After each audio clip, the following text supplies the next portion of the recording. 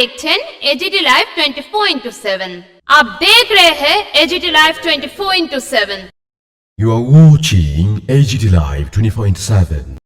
আলোচনা করতে পারি, বিশেষ করে পরিমুক্ত মুক্ত যেন থাকতে পারি, তাই প্রজ্ঞায় আজ আমরা শুভ সূচনা করে আজকে আমাদের ভবিষ্যৎ উজ্জ্বল এইটুকু প্রত্যাশা। এবারে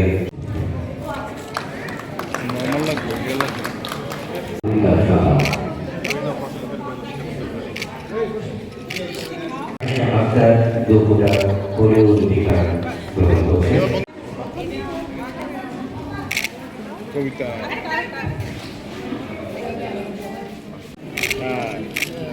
এবারে কিছুটা টিকার ছোঁয়ায় আসল মুক্তি, স্বাস্থ্য থাকুক আগামী মুক্তি। শুভং করতি কল্যাণ রাজনীতিক পারস্পরিক অধিকার এবং जो हेल्थ पेज ऑफिशियल है, एचएम ऑफिशियल्स है, उनसे बात कर रहा था। तो हमारे यहाँ पर जो चैलेंज है वो चैलेंज ये एरियाज में नहीं है, बल्कि हमारे यहाँ पर जो बड़े बड़े जो अर्बन एरियाज है, जहाँ पर की पॉपुलेशन ज़्यादा है, जहाँ पर की माइग्रेशन की जो माइग्रेटेड पॉपुलेशन है वो ज़्यादा आती है, वो एक बहुत बड़ा चैलेंज है। तो मुझे लगता है कि इन सभी एरियाज में हमको फोकस करना है। और हेल्थ डिपार्टमेंट ने जिस तरीके से इसके लिए तैयारी की है, कई सारे सेंटर्स इन्होंने यहाँ पर अराउंड 1300 सेंटर्स इन्होंने खोले हैं और 3.5 लाख बच्चों को पूरे स्टेट में टारगेट किया है कि उनको पोलियो की डोज दी जाए। पेरेंट्स जितने भी आए हुए हैं उनको मैं एक बात बताना चाहूँगा कि हर एक बच्चे को ये जो पोलियो की बूंद है वो करना जरूरी है, देना जरूरी है, क्योंकि ये सिर्फ एक बच्चे का मामला नहीं है बल्कि एक हर्ड इम्यूनिटी का मामला है।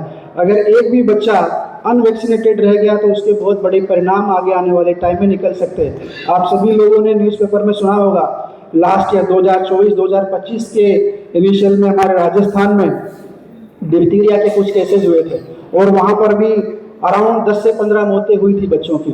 तो ना केवल आपका बच्चा वैक्सीन ले, बल्कि आप सभी को इसके बारे में जागरूक करें। एक भी बच्चा अनवैक्सीनेटेड नहीं रहना चाहिए, ये बहुत ही ज़्यादा महत्वपूर्ण है। और मुझे पूरी उम्मीद है कि जिस तरीके से हम लोगों ने प्लान किया है कि ना सिर्फ हैबिटेशंस में बल्कि जितने भी बड़े बड़े टी एस्टेट हैं और ब्रिक टीम्स है जहाँ पर की माइग्रेटरी पॉपुलेशन ज़्यादा रहती है, वहाँ पर भी हम लोगों ने प्लान किया है। और इसके अलावा ट्रांजिट पॉइंट्स में भी हम लोगों ने प्लान किया है। तो आप सभी लोग इसको एक बड़ी मुहिम के रूप में लें और ये प्रयास करें कि ज़्यादा से ज़्यादा संख्या में और 100% हम इसको कवरेज दें।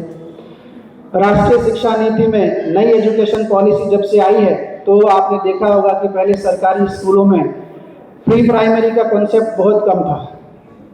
2-3 साल पहले हमारी जो स्कूल्स थी उसमें सिर्फ 20 से 30 स्कूल्स ऐसी थी कि जहाँ पर कि प्री प्राइमरी का सेक्शन होता था।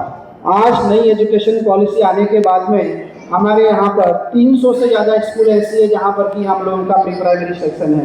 और ये जो हम 5 वर्ष से कम आयु के बच्चों को जो वैक्सीनेशन देना चाहते हैं तो उसका टारगेट पॉइंट आज स्कूल्स में भी है सफिशिएंट नंबर में। और इसके अलावा हमको प्राइवेट स्कूल्स का जो मोबिलाइजेशन करना है, क्योंकि वहाँ पर बहुत बड़े चंक में ये उपलब्ध है। तो मैं मैडम को भी बोलना चाहूँगा, जो प्रिंसिपल मैडम आई हैं, कि आप भी अपने लेवल पे इसको पूरा सीरियसली लें।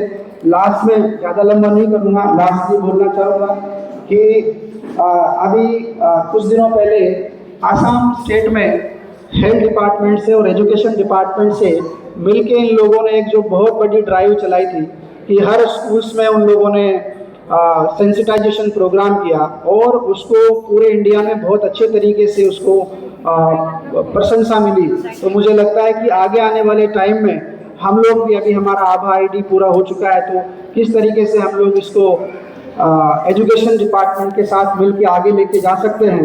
स्पेशली जो 14-15 साल के बच्चों को आगे आने वाले टाइम में मार्च में जो HPV का हम लोग प्लान कर रहे हैं, तो मुझे उम्मीद है कि WHO की टीम यहाँ पे बैठी हुई है, एक बार हम लोग क्लोज डोर मीटिंग करके एक बड़ा प्लान, एजुकेशन डिपार्टमेंट हमेशा से सहयोग देता है, लेकिन इसको और कैसे अच्छे तरीके से और एक मिशन मोड में कैसे लेके जाएं। मुझे उम्मीद है आज जितने भी सारे पेरेंट्स यहाँ पे आए हुए हैं वो ना सिर्फ अपने बच्चों को डोज दिलाएंगे बल्कि वर्ड ऑफ माउथ अपने पड़ोस में जाके भी उसको बताएंगे सभी लोगों को, क्योंकि एक भी बच्चा अगर छूटा रह गया तो आपका बच्चा सेफ नहीं है। सो दोबारा से सभी को बधाइयाँ और पल्स पोलियो मुहिम শুরু হয়েছে আমাদের রাজ্যে। স্কুলে আমরা উদ্বোধনী অনুষ্ঠান করছি। রাজ্যে প্রায় 3.5 লাখ বাচ্চাদের পোলিও ড্রপ দেওয়া হবে, যে তথ্য আমাকে আমাদের মিশন ডাইরেক্টর দিয়েছেন। প্রায় 3000 থেকে বেশি ক্যাম্প আমরা আজকে সবাই রাজ্যের মধ্যে আয়োজন করছি। 4000 থেকে বেশি কর্মীরা এখানে কাজ করছেন, আর এর জন্য প্রায় 4.5 লাখ পলস পোলিও উপলব্ধ করা হয়েছে। আমাদের রাজ্যে আর আমাদের দেশে पल्स पोलियोर एलिमिनेशन जे अभियान गत 3 दशक যাবত अत्यंत सक्सेसफुल আমরা মনে করি। পোলিও একটা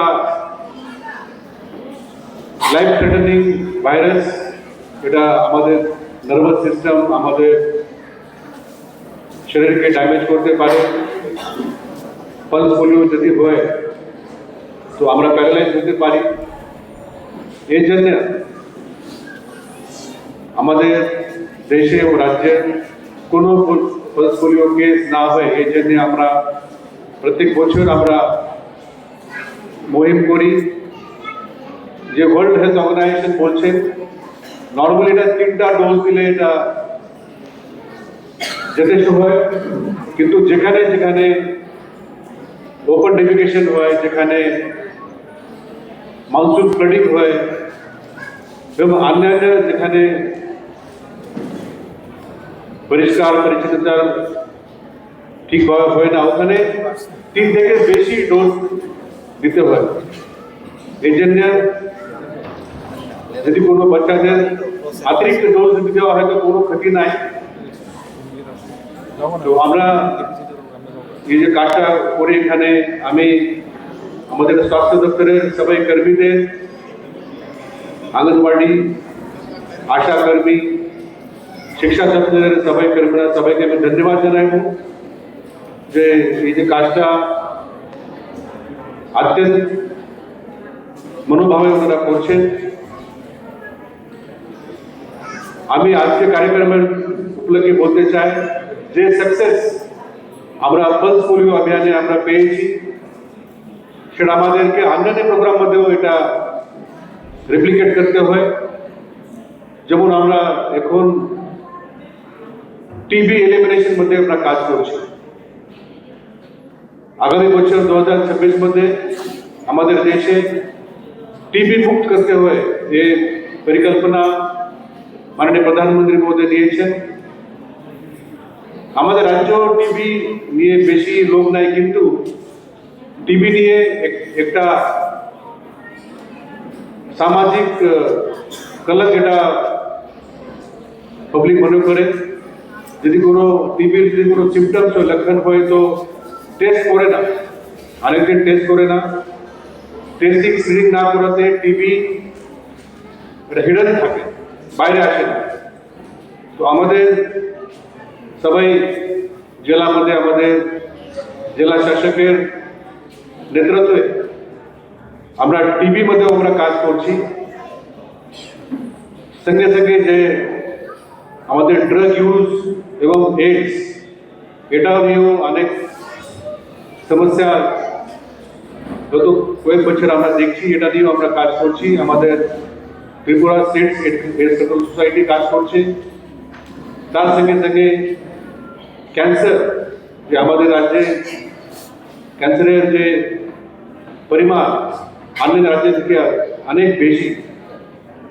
এই যে কয়েকটা আমাদের স্বাস্থ্য বিভাগের যে সামনে চ্যালেঞ্জ আছে, এটা আমি মনে করি স্বাস্থ্য দপ্তরের সবাই अधिकर्ता বৃন্দ এখানে আছেন, তো আমি ওনাকে অনুরোধ করব, মাননীয় মুখ্যমন্ত্রী মহোদয় যিনি নিজেই ডক্টর, উনি স্বাস্থ্য দপ্তরকে অনেক গুরুত্ব দিচ্ছেন, অনেক গুরুত্বপূর্ণ সংস্থা নির্মাণ করেছেন। স্বাস্থ্য দপ্তরের ইনফ্রাস্ট্রাকচার, স্বাস্থ্য দপ্তরের ডক্টর, টেকনিক্যাল কর্মীদের নিয়োগ, দেশের এবং আন্তর্জাতিক যে সংস্থা আছে ওনার সাথে কোলাবোরেশন করে আমাদের রাজ্যের স্বাস্থ্য পরিষেবা কিভাবে উন্নয়ন হয় নিরন্তর চেষ্টা করছেন মাননীয় মুখ্যমন্ত্রী মহোদয়। যেহেতু আমাদের দায়িত্ব আছে, আমরা এই কাজটা আগে নিয়ে যাব। তো আমি আবার একবার আমি সবাইকে ন্যাশনাল ইমিউনাইজেশন ডে উপলক্ষে আমি सबको शुभेच्छा ये देता न्यूज हूं। कंटेंट देखने के लिए शुक्रिया। अगर आपका कोई सुझाव है तो हमें कमेंट कीजिए, सब्सक्राइब कीजिए AGT Live 24/7।